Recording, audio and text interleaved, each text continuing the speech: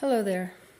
Masturbation is the act of touching yourself or otherwise stimulating yourself so as to create sexual arousal.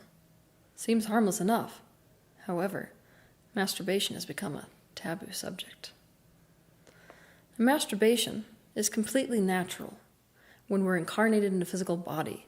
Why is that?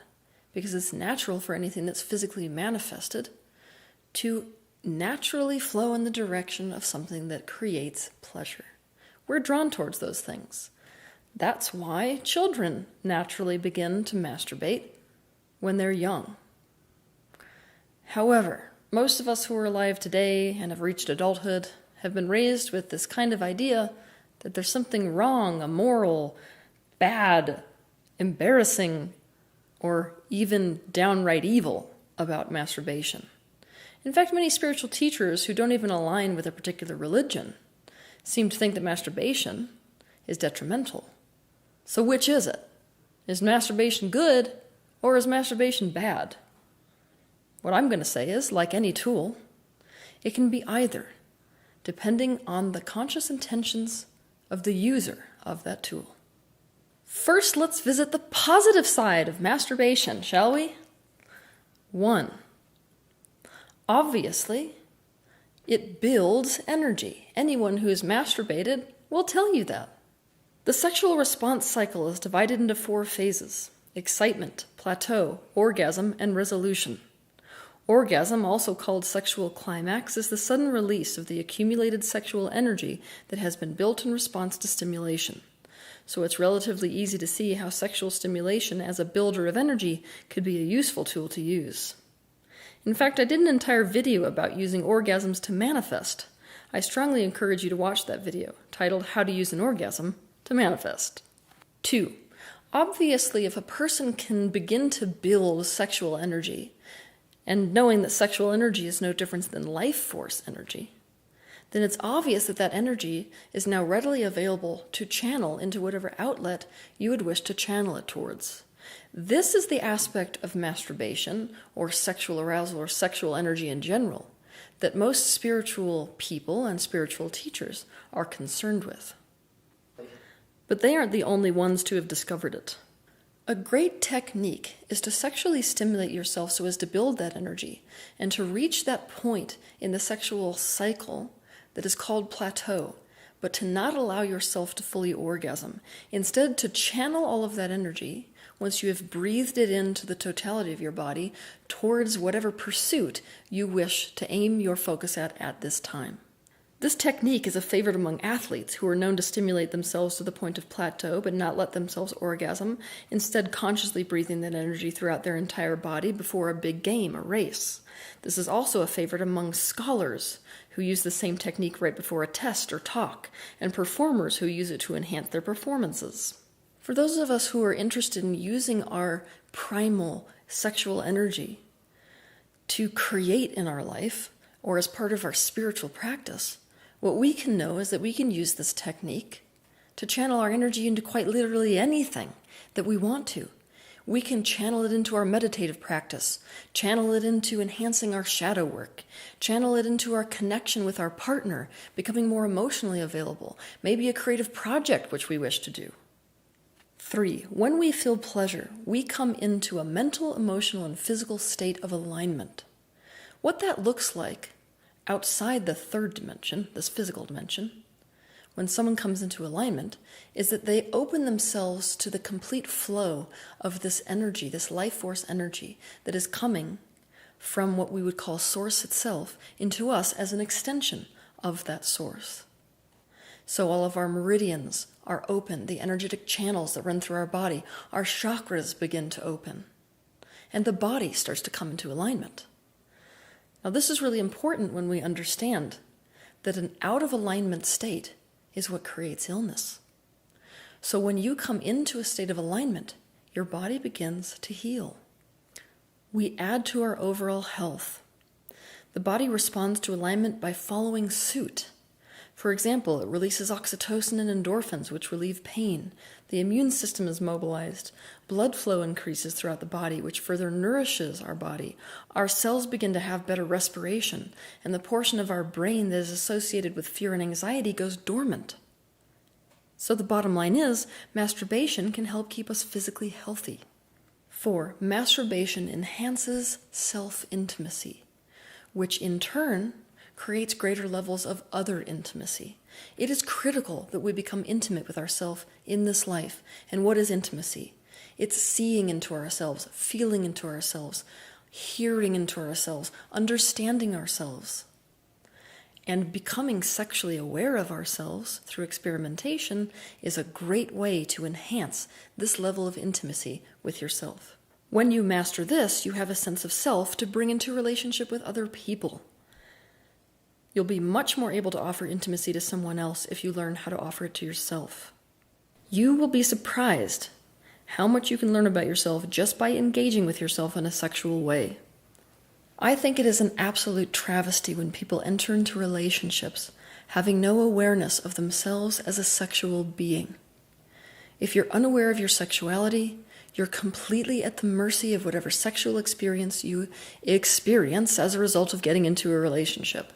Let's hope the other person has some experience, because chances are you're not going to be that satisfied. It's even more sad when people are alienated from themselves sexually. This is a huge problem in the world today for women, some of whom have avoided thinking about, touching, or educating themselves about any part of themselves that they consider sexual.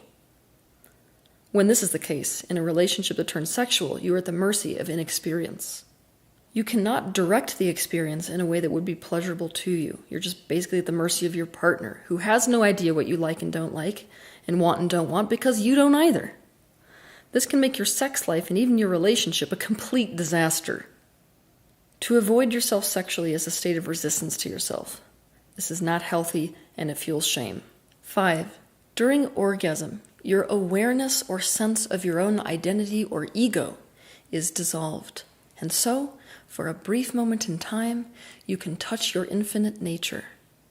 This is the very reason why traditions such as Tantra even exist. It's the idea that through sexuality, you might have a shot at touching the infinite, or at achieving enlightenment even. So you can see that I've pretty much made the case that masturbation is not only healthy for you, it's what we should be doing if we want to live a conscious life. However, now I'm going to take you into the pitfalls of masturbation.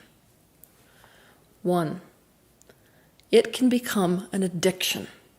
It is true that for many of us, the craving for orgasm is the craving for relief in the form of release. This feeling of relief becomes its own addiction. This is a big part of what we are addicted to if we are addicted to pornography. We often seek out pleasure, not for the sake of pleasure, but to try to escape from pain. For this reason, masturbation, especially if it's chronic, is a form of self-medication. It blunts the senses and makes you forget everything else. It's a hypnotic and trance-like state that makes you lose track of time. If you use masturbation in this way, you use it to get relief from something. It is used to escape a painful emotional state.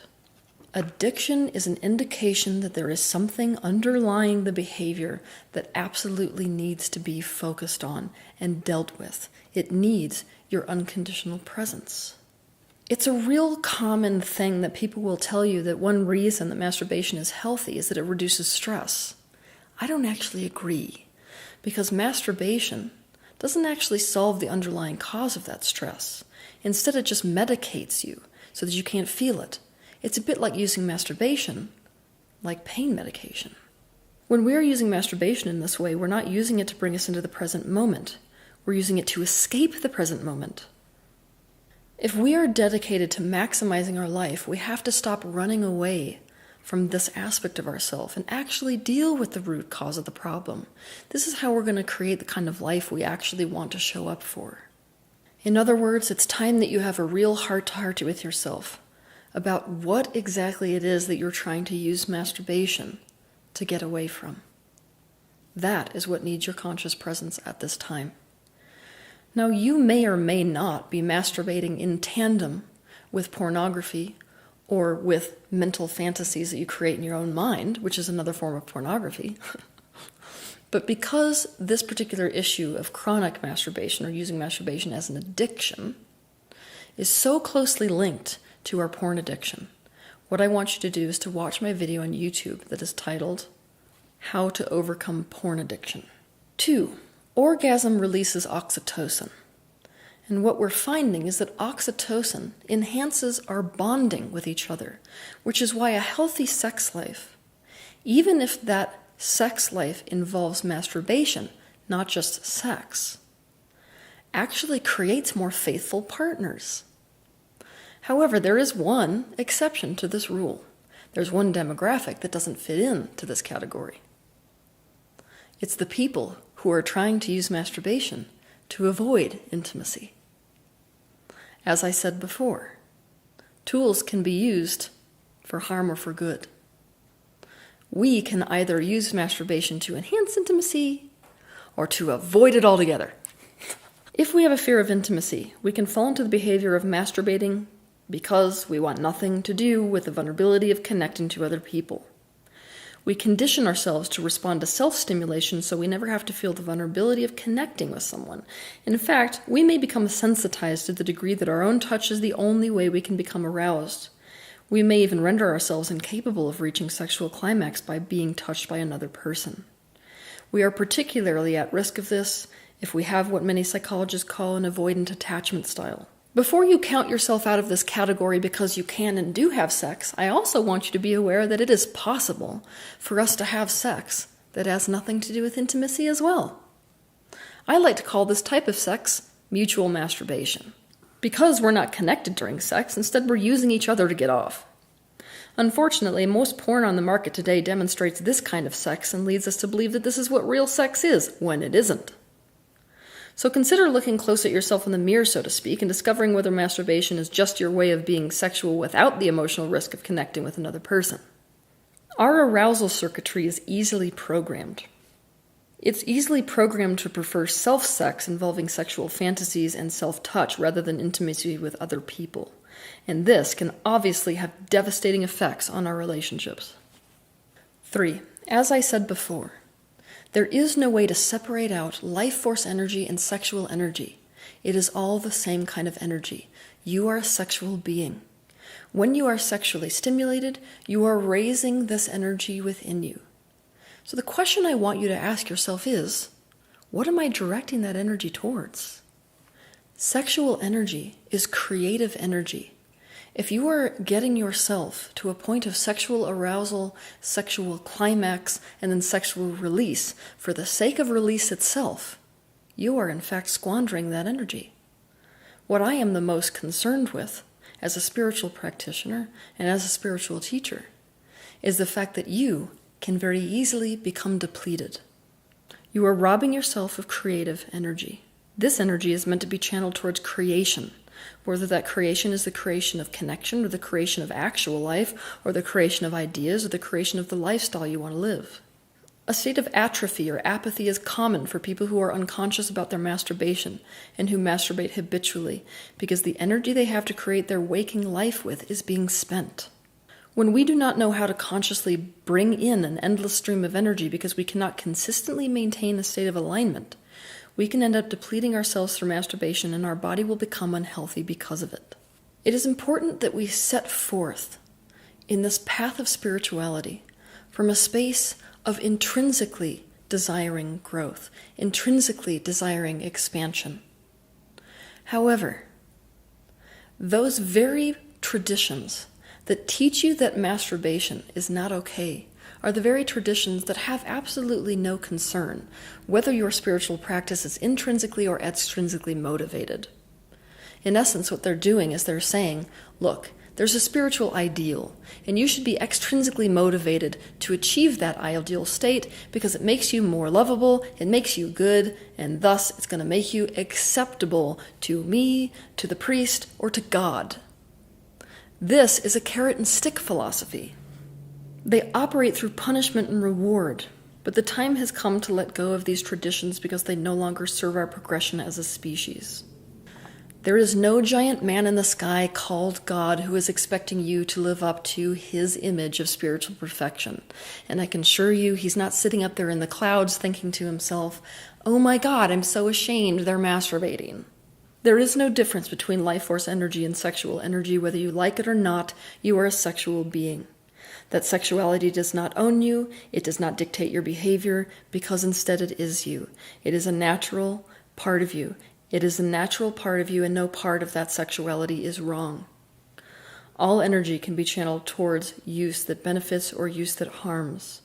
But by embracing yourself as a sexual being and becoming fully intimate with yourself sexually, including masturbating, the likelihood that that sexual energy will be channeled towards harm is greatly diminished. Instead, masturbation and sexuality can be something that greatly benefits you and benefits the people around you. Sexuality is a beautiful thing, provided that that sexuality is conscious. Have a good week.